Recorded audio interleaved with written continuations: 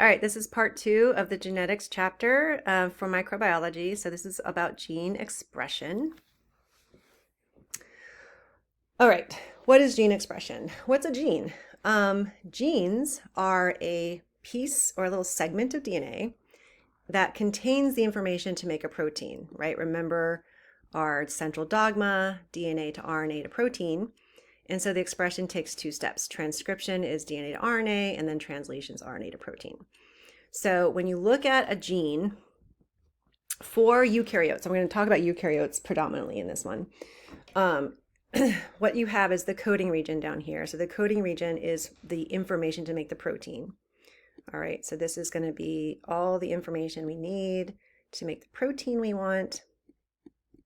And then every gene will have basically the start of the gene called the promoter region, and then the end of the gene called the termination sequence. So the molecules that are going to do the gene expression will recognize promoter. Oh, here's the start, here's the beginning. It'll recognize the end, right? And everything in the middle will be made into protein. So we're going to want to know these terms. This is an example of, right? So this is our chromosome. When you unravel it, you'll see that there's a gene here, a gene here, a gene here. So genes are interspersed within the chromosome. And for our eukaryotic genome, it does contain a lot of non-coding DNA. So there's like gaps between the genes where you can have a really long gap, a short gap, but there's a lot of DNA that's called non-coding between. So when you have a gene here, we know that there's going to be a little area up here called the promoter region, and we know that there's going to be an area down here called the termination sequence or terminator. Okay, so let's talk about transcription. And during transcription, right, we want to read the DNA, and we're going to make a molecule of messenger RNA, which is a little m. One thing to know about RNA is that it is a single-stranded molecule, and it does not have thymine. So remember how A, T, C's, and G's, A and T are hydrogen bonding, but in RNA, instead of T's, we have uracil, which is a very similar kind of molecule, but it's a different one. So uracil is in RNA. Okay, single-stranded with uracil. Messenger RNA is going to carry the information of a gene from DNA to the ribosome so proteins can be made. So basically, if you think about the cell, right, so I'll just draw a cell here. Here's the nucleus. DNA is very important, right? You don't want to mutate DNA, mess with DNA. So it's protected in this double membraned nucleus, right? So DNA is in here. Where are our ribosomes? If you remember from those past chapters, our ribosomes that make protein, right? They're these little protein organelles that look funny. They have like a big subunit and then they have a small subunit, but they're going to be out here in the cytoplasm. And so we have to get the DNA's information, transfer that information to the ribosomes, which are out here in the cytoplasm. So in the cytoplasm, it is a very not hospitable, hostile environment for nucleotides. There's enzymes that break down DNA and RNA. So we want to keep the DNA in here, and we want to just use the information. We put it into a molecule of RNA. RNA goes out into the wild, wild west of the cytoplasm, and it will interact with the ribosomes to make protein. RNA is cheap. You can think of it as just like dispendable. It's something that can be made and broken down. It's no big deal. But you'd never want to, break down your DNA because you only have one set. So that's why RNA is used as sort of a messenger molecule, right? So I'm going to take the message from DNA. I'm going to build a piece of RNA, carry that information out into the cytoplasm, interact with the ribosome, and then make protein. When you have a gene, right, so this is a little pretend segment of DNA, the enzyme, right, that's going to do this is very simple. It's RNA polymerase. So instead of DNA polymerase 3 that we talked about, it's RNA polymerase, which makes sense because it's going to make RNA. It's not going to make DNA. So when RNase polymerase comes here and it sees an A, right, what is the first nucleotide that the RNA will be? Right? So in DNA, it would naturally be a T. But RNA, remember, does not have T's, it has U's. So the first letter in our new strand of RNA will be U. Now we have a T. What is our partner, right? The hydrogen bonding base pair of T, that's A. We have two G's in a row. We know G's bind with C, hydrogen bond with C. Here's a C. We know that the RNA polymerase is going to put a G there. Another T. We're going to put an A here. Two A's in a row. No T's, remember, so two uracils. And then there's another T, and then there's an A. So basically, we took this. So the RNA polymerase enzyme will read the little piece of DNA and then transfer sort of like the code into this molecule of RNA. Okay, and then this will be able to leave the nucleus and then, of course, interact with our little ribosome here.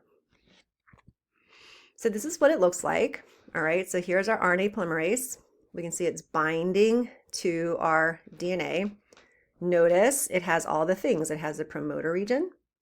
It has a terminator, right? Think about the movie, maybe.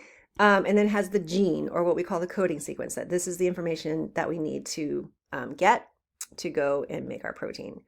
So RNA polymerase is going to bind to the start area, right, to the promoter. And instead of using all those different enzymes, we don't need all those different enzymes because RNA polymerase does everything. RNA polymerase will open up the double-stranded DNA molecule, break those hydrogen bonds, and then it will just read one strand, right? So it's going to read this one, and it's going to put nucleotides together to make RNA. So as it rides along, the RNA polymerase enzyme will just open up the bubble as much as it needs to copy the sequence of nucleotides. And then once it's done with that area, it'll close back up. DNA naturally wants to close back up, right? So we can see that as it's moving along this coding region, it is growing that RNA strand. And then when it hits the termination sequence, what happens is RNA polymerase doesn't like this termination sequence. The chemical nature of that kind of pushes RNA polymerase off. And so we stop transcription. So what we're left with is just a piece of RNA. Remember, it's a single-stranded molecule of RNA that is basically a complement of one of the DNA strands. And now we're ready to basically go and make our protein. All right, so the only enzyme here that you need to know is RNA polymerase. Here's another picture of it, right? So we have RNA polymerase. It is also unidirectional, but don't worry about that. I'm not going to hold you to knowing like what direction it moves, but it will just open up the DNA double helix. It will attach the nucleotides that are complementary to one strand. When it hits the termination sequence, it will stop. So a picture of the difference here between bacteria and eukaryotes. Since bacteria have their chromosome in the cytoplasm, right? There's no membrane-bound or nucleus. RNA polymerase just comes in and it starts to make the RNA. That's it. So it's just in the cytoplasm. And then for eukaryotic cells, right, we can see that RNA polymerase is in the nucleus. We're making the RNA in the nucleus.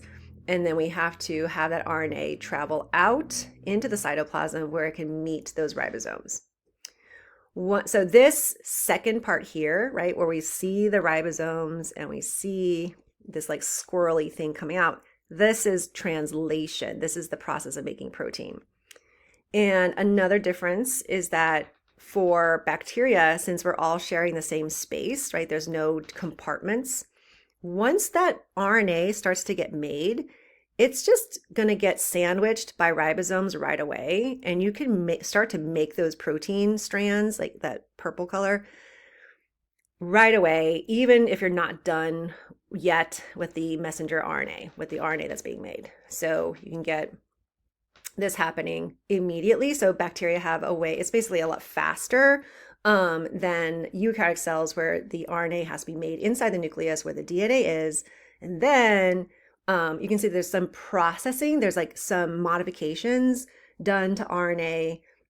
So when it comes out, it's called messenger RNA and it can be used to make protein. All right, so let's look at step 2, translation. Now that we have a little piece of messenger RNA, right, it's going to be read. We're going to read the sequence of nucleotides, and we're going to build a protein, which is made of something completely different, amino acids. So how is that done? So remember, RNA and DNA only carry instructions to build proteins. RNA and DNA are made of nucleotides. So how does a protein get made, right? It's a completely different animal, completely different molecule. So we need a special organelle. So the organelle, that's not super special, but we need a ribosome, right? So this is this is our ribosome, right? What organelle do we need? Is a ribosome. And we do need to know, how do we read that RNA, right? How do we read it? So the trick is that it's read in every group of 3 letters. Every 3 nucleotides is called a codon. It's a code that codes for one particular amino acid, okay? So DNA is read according to the sequence in groups of 3. So there's a group of 3 bases, that's a codon, and it codes for a specific amino acid. So for example, CCG is a codon. ATA is a codon. Oh my God, there's a mistake here. This should not be A. It should be AUA because this is RNA. Oh, this is fun. So I just discovered a typo or like a mistake. And each codon codes for one amino acid. So if you look at this strip of RNA right here, and you can see that we can count each group of 3. So 1, 2, 3, 4, 5, 6, 7 codons. That means that this little piece of RNA just codes for 7 amino acids. This codon here codes for a particular amino acid. This one's a different one, or maybe the same one, right? This one's another one. So let's look at the what's called the genetic code. So scientists have worked out what every single possible codon could be, right? So it turns out that if you have 4 letters, you can make 64 different codons. Here's the first letter, here's the second letter, here's the third letter. So let's just go with, let's say we want to do AUU. Okay, let's do AUU. So A, second letter is U, third letter is U.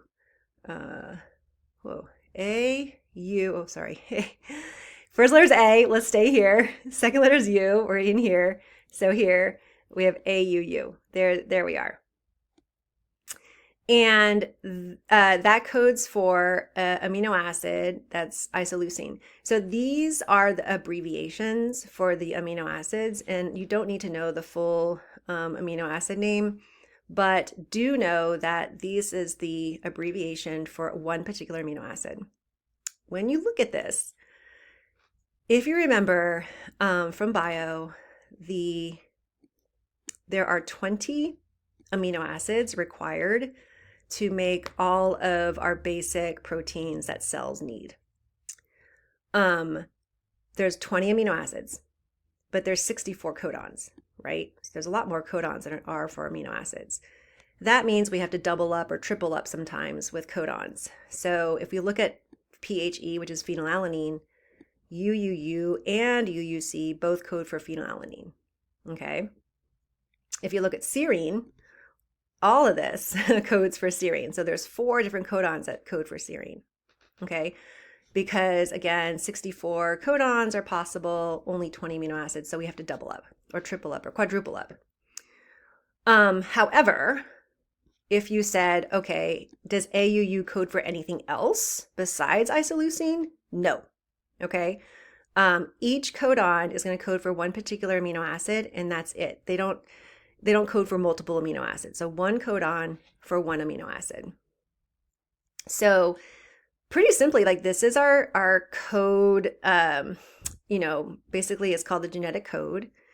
What's really cool about this code, you guys, is that every living thing on the planet has the same code. So you can take a human DNA, gene, and the UAU codes for tyrosine in the human genome, It also codes for tyrosine in plants. It also codes for tyrosine in protists. It also codes for tyrosine in algae and fungi, bacteria. So that is pretty phenomenal, and it's also an evidence that life began on Earth, and that we're all related, right? So all living things are related in this way, because we all use the same genetic code to make proteins. So we can use this code as evidence for the relatedness of all living things, right? We all use the same code. But also, this has been useful because now our cells don't know that a protein is our protein or a protein is a tomato protein, right? So that's how you can get like transgenic animals or just have other cells make protein. So for example, I don't get too ahead of myself, but like, let's say we have, and this is how human growth insulin. So you probably heard of insulin. Insulin is a protein. It's a hormone for us humans to use sugar for. It's a hormone that when you have sugar in your diet or anytime you eat, insulin is secreted and it helps your cells absorb the glucose. For people who need insulin because they're diabetic, they need insulin shots because their body is not making insulin. They can take insulin, right? We can make little vials of insulin that you can buy, right? And then inject yourself with it. These are proteins, right? How did these proteins get made? How did human insulin get made? Guess what? Either bacteria or a yeast. So what happens is you can take the human gene, right? If this is a gene we have for insulin, this is a human insulin, and you put it into a bacteria or a yeast cell, that cell doesn't know it's human gene. It's the same chemical. DNA is the same no matter what. RNA is the same no matter what. So you can just kind of put in that human insulin gene, and then the bacteria will just start to express it and make insulin. So it can actually just make the protein that we need for therapy because the code is exactly the same. DNA and RNA are exactly the same through all living things. So that's how we can get all these like genetically modified foods and organisms, and have something like this, which is helpful for global health. We can have transgenic organisms or recombinated organisms because everything on the planet uses the same code and the same sort of DNA and RNA as methods to make the protein. All right, enough about that. Let's look at, we need to understand there's like a little extra molecule here. It's called transfer RNA. And transfer RNA is the link between the codons and then what amino acid, these blocks are the amino acids, okay?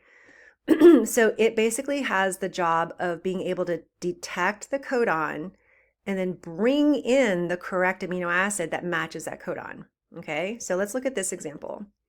This blue thing is transfer RNA. It has a special little area on it, which is called the anticodon.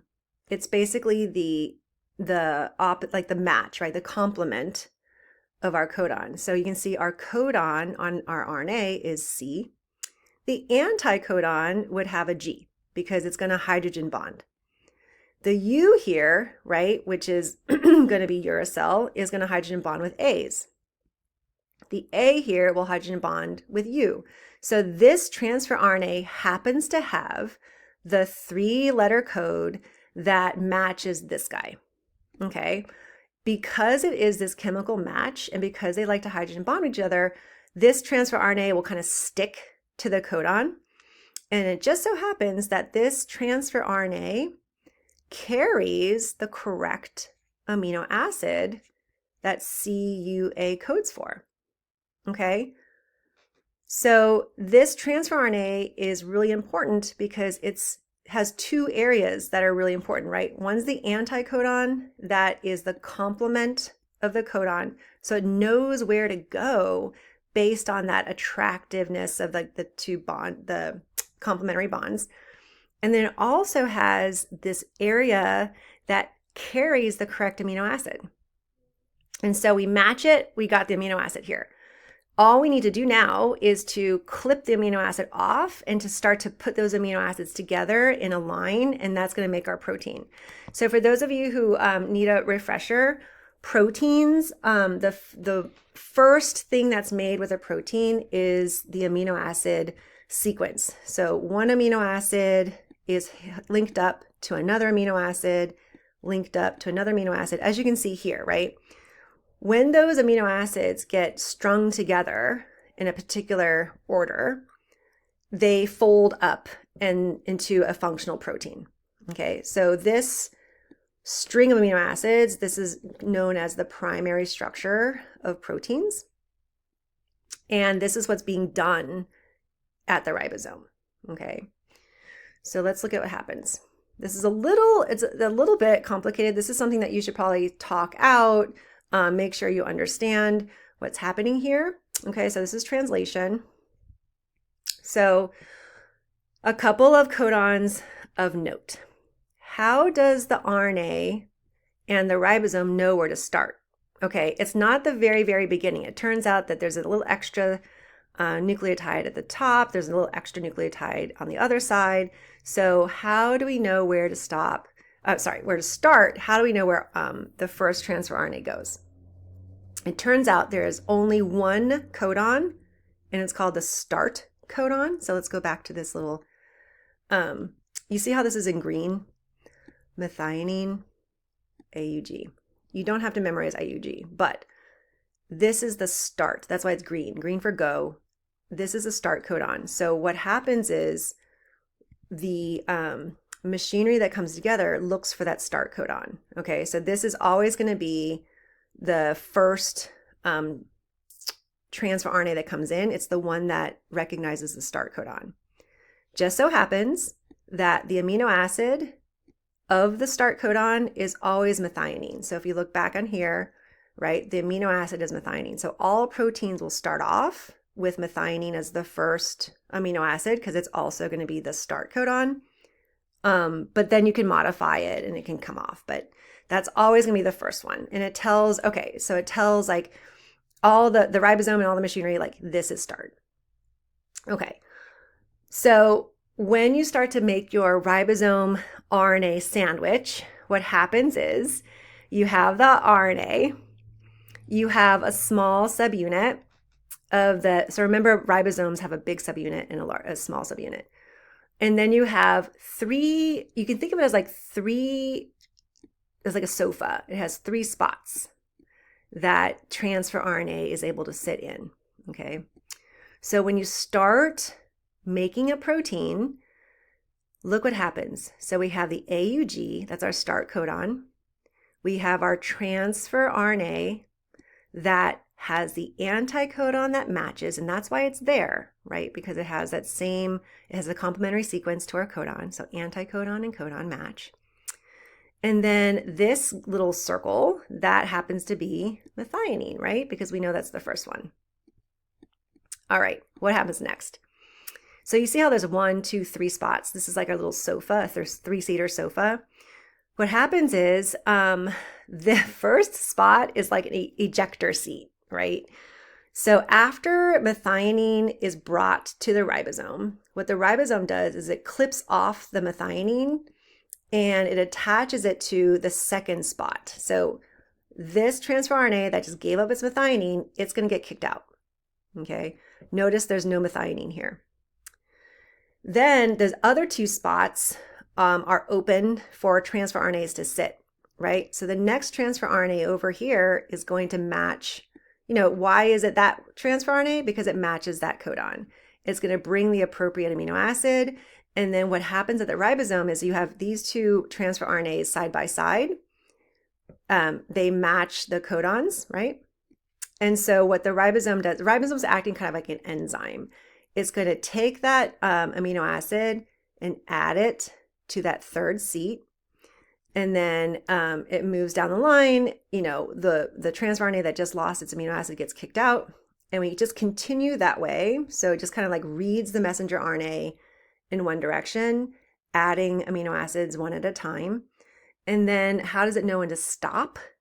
There are 3 stop codons. Okay, stop, right?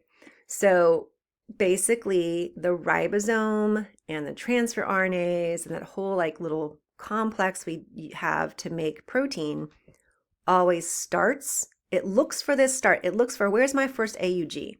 Then it starts. Then it starts to read the codons one by one.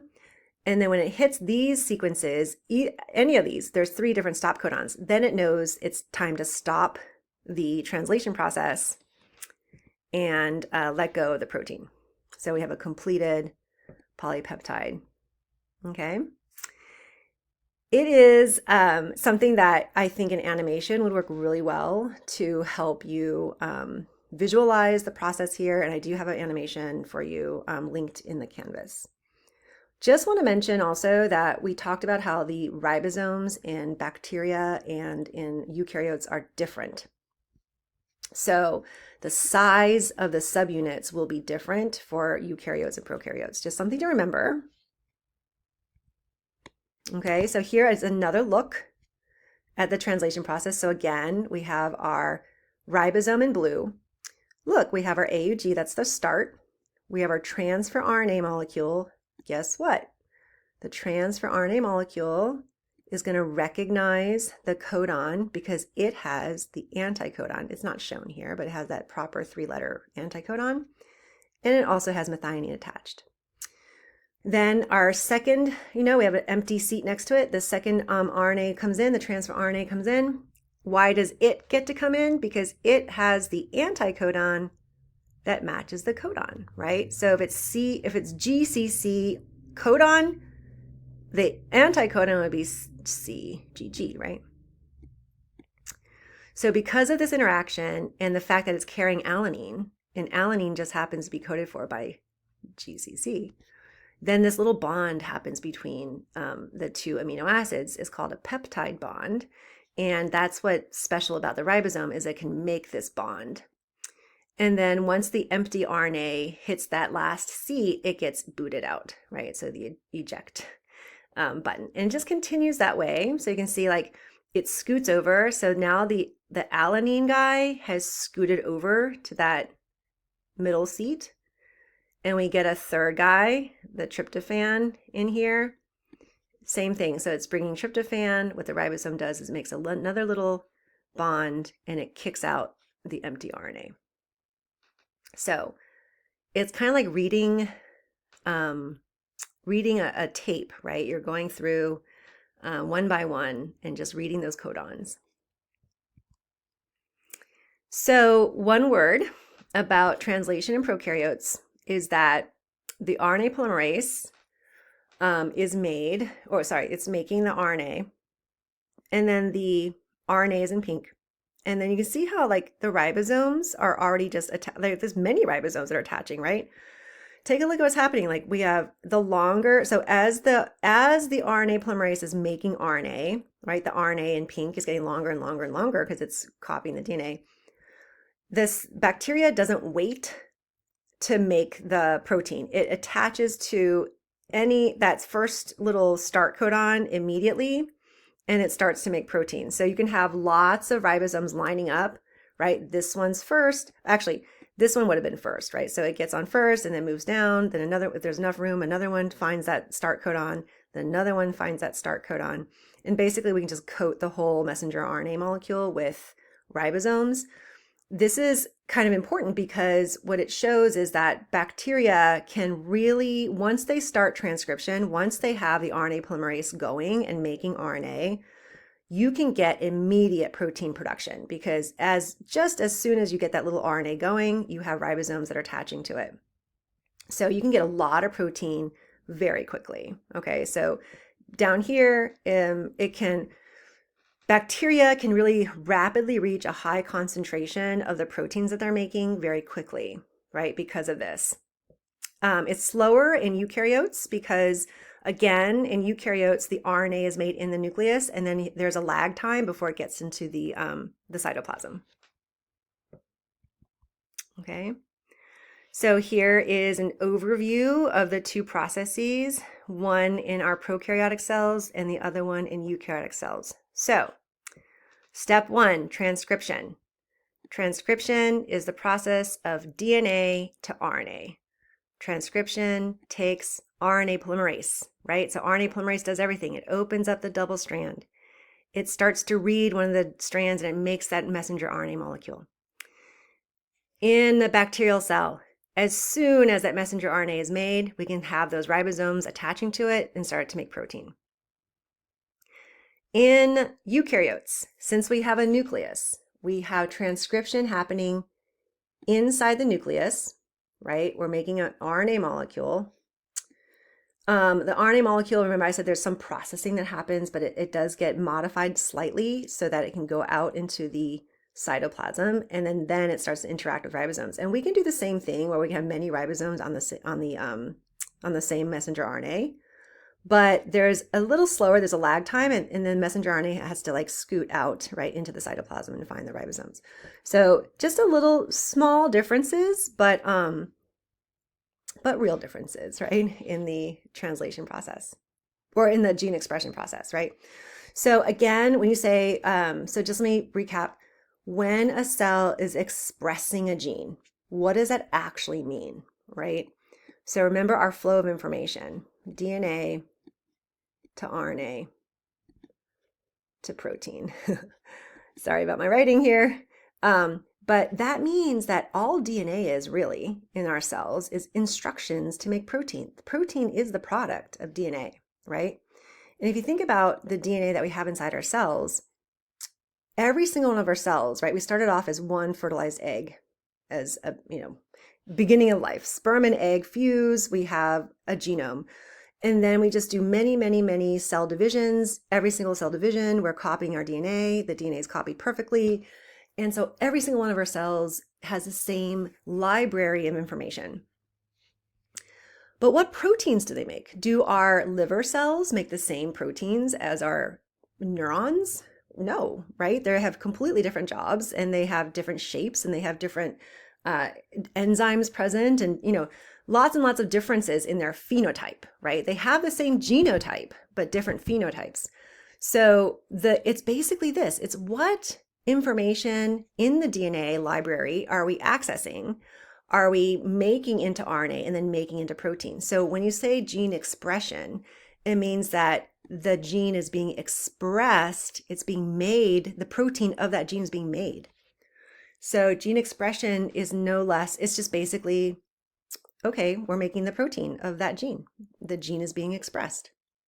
And lots of genes are not expressed, right? So there are genes that will not be expressed in the liver cell that might be expressed in the neuron. And there could be overlap. There can be the same genes that are expressed, right? So, but I just want to make sure that you guys understood the gene expression is the expression.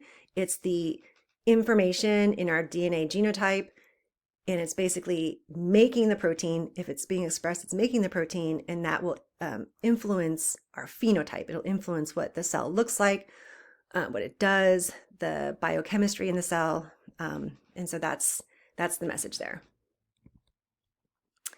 So this is an overview of prokaryote and eukaryote translation.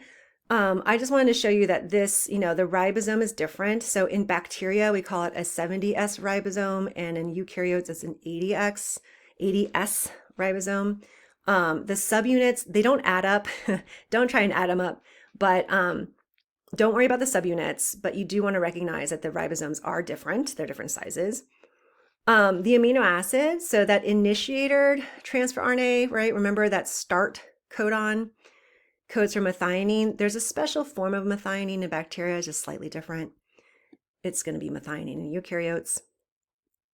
And then simultaneous transcription and translation. Can I start translation right away while transcription is still going on? Of course, yes. In bacteria, because we don't have any membrane-bound organelles, everything can happen at the same time.